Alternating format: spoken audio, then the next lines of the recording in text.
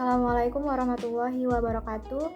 Perkenalkan, nama saya Febrina Triani, NPM 20111000435 dari kelas E Prodi PGMI.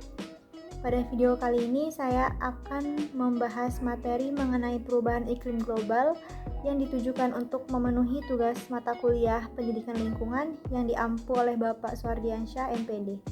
Sebelum membahas tentang perubahan iklim, kita harus mengetahui terlebih dahulu apa sih perubahan iklim itu. Perubahan iklim sendiri berarti suatu perubahan jangka panjang dalam pola cuaca tertentu di suatu wilayah. Iklim sendiri menjadi penanda keadaan atmosfer dalam suatu kurun waktu.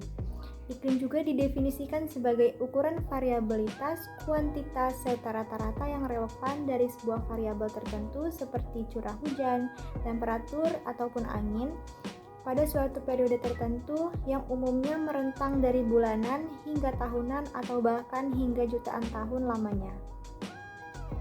Perubahan iklim seringkali dikaitkan dengan pemanasan global. Pemanasan global itu adalah kenaikan pada suhu bumi yang kemudian berlangsung dalam satu dekade atau lebih, di mana salah satu penyebabnya adalah perubahan iklim. Iklim di Indonesia sendiri termasuk ke dalam iklim tropis, di mana terdapat dua musim, yang pertama musim penghujan dan musim kemarau. Musim kemarau sendiri berlangsung di bulan Maret hingga September, sedangkan musim penghujan berlangsung di bulan Oktober sampai dengan Februari. Namun pada saat ini, perubahan musim di Indonesia sangat tidak menentu, yang ditandai dengan peningkatan suhu udara dan periode musim hujan yang semakin pendek. Perubahan cuaca yang ekstrim ini disebabkan oleh berbagai faktor. Salah satu penyebab terjadinya cuaca ekstrim dikarenakan meningkatnya gas rumah kaca akibat industri dan transportasi.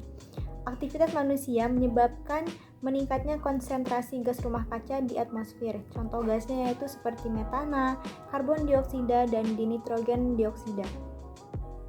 Ada pula dampak dari perubahan iklim yang ekstrim, yaitu berdampak pada kesehatan yang menyebabkan turunnya daya imun sehingga manusia mudah terserang penyakit.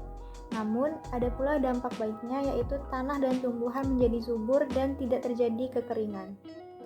Untuk mengatasi terjadinya pemanasan global yang diakibatkan oleh gas rumah kaca, maka kita dapat mengurangi aktivitas yang menyebabkan bertambahnya efek gas rumah kaca itu sendiri. Dengan cara yang pertama menggunakan bahan bakar ramah lingkungan, yang kedua membatasi penggunaan pendingin udara di rumah, yang ketiga menghemat penggunaan listrik, dan yang terakhir dapat melakukan pengolahan limbah dengan cara memisahkan sampah organik dan anorganik.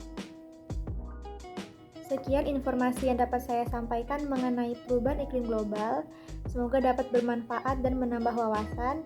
Apabila ada salah-salah kata, saya minta maaf. Saya akhiri. Wassalamualaikum warahmatullahi wabarakatuh.